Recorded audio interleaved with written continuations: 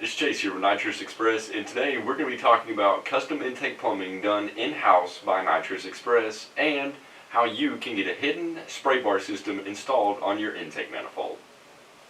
Whenever you send an intake to get plumbed, the first thing you're going to want to do is go to the Nitrous Express website and fill out the intake plumbing form. And then you're going to send your intake in to Nitrous Express. It's going to get plumbed by a professional here in-house, and then we will ship it back to you 100% complete.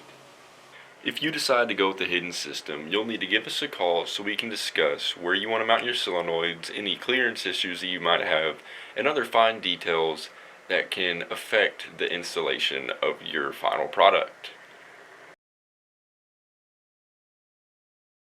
We also have pre-plumbed hidden intake systems available for the LS engines, like this system right here, which includes a custom set of bars plumbed into the intake manifold, one Nitrous Express Lightning Series nitrous solenoid, one Nitrous Express Lightning Series fuel solenoid, anodized aluminum distribution blocks, stainless steel fittings.